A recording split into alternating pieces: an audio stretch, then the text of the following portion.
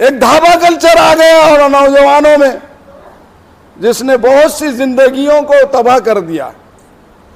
15-15 kilometre हमारे वतन को कागजीपुरे को चाय पीने को जा रहे हैं, वापसी में एक्सीडेंट हो जा रहे हैं। बहुत बहुत बेहयाई की बात है, इतना वक्त जाया कर रहे हैं।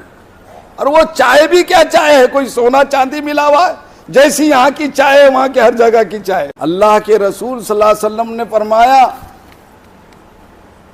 तवील हदीस है, मैं उसका एक टुकड़ा जिक्र करूंगा।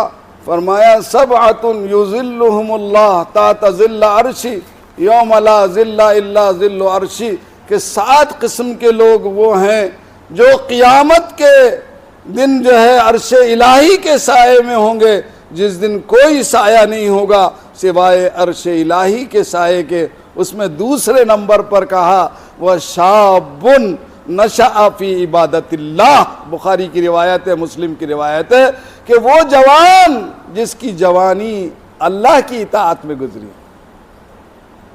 बुढ़ापे में भी अगर तौबा कर ले तो सुबह का भूला हुआ शाम घर को आए तो भूला हुआ नहीं कहते, लेकिन असल दौर काम करने का, वो गोल्डन दौर जो है वो जवानी का है, उसको अल्लाह के दीन के लिए लगाओ।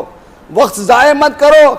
ऐसे वक्त ज़ाय कर रहे लोग, 15-15 किलोमीटर हमारे वतन को कागजीपुरे को चाय पीने को जा रहे हैं, वापसी में एक्सीडेंट हो जा रहे हैं। बहुत बहुत बेहयाई की बात है, इतना वक्त ज़ाय कर रहे हैं। और वो चाय भी क्या चाय है, कोई सोना चांदी मिला हुआ है? जैसी यहाँ की चाय है वहाँ के हर जगह की चाय है। खाली वक्त ज़ाय करने के लिए शैतान ने वह ज़य्यना लहुमुश शैतानु आमालुहुम, अल्लाह ने उनके आमाल को बहुत अच्छा करके दिखाया। एक ढाबा कल्चर आ गया और नौजवानों में, जिसने बहुत सी जिंदगियों को तबाह कर दिया। हदीस में फरमाया, जो घर के लोग खाए, जो खाओ वो घर के लोगों को भी खिलाओ। यहाँ बड़े बुढ़े जवान सब एक ढाबा कल्चर शुरू कर दिए औरंगाबाद के अंदर, शहर में। अरे भाई, इज्जत के साथ अच्छी चीज पकाओ, खुद भी खाओ, अपने घर वालों को भी खिलाओ। अल्लाह के रसूल की तालीमात है ये। गाड़ियां हो गई, मोटरसाइकिलें हो गई, कारें हो गई, और उनको बेमहार छोड़ दिया गया, जिससे उनकी कीमती जानें ज़ाय हो जा रही है। एक जान को जिसने बाकी रखा, उसने पूरी दुनिया की इंसानियत को जिंदगी अता की। हम अपने आप से अपने बच्चों को किधर भेज रहे हैं, किस रुख पे डाल रहे हैं नौजवानों को? 18 साल 16 साल के बच्चे जो नशा कर रहे हैं।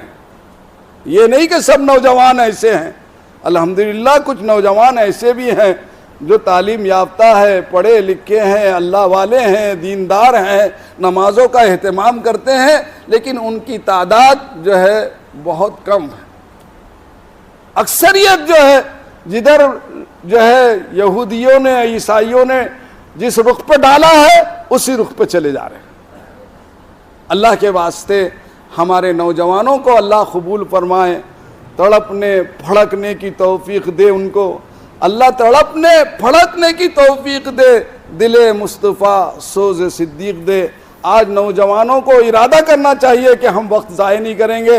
हर काम हम मिल्लत के फ़ायदे के लिए, इस्लाम के एहया के लिए, मुसलमानों की और मुल्क व मिल्लत की हिफाजत के लिए करेंगे। और ये तय कर लेंगे तो अल्लाह ताला उनको कामयाबी देगा, क्योंकि कहा गया, उक़ाबी रूह जब बेदार होती है जवानों में, उक़ाबी रूह जब बेदार होती है जवानों में, नज़र आती है उनको अपनी मंजिल आसमानों में। तो इंशाअल्लाह वह हमारे जरा से जो है तो तवज्जो न देने से, या बाद वक़्त शैतान हमारे नौजवानों को बहका रहा है, तो बहुत से नौजवान हादसों के शिकार हो जा रहे हैं।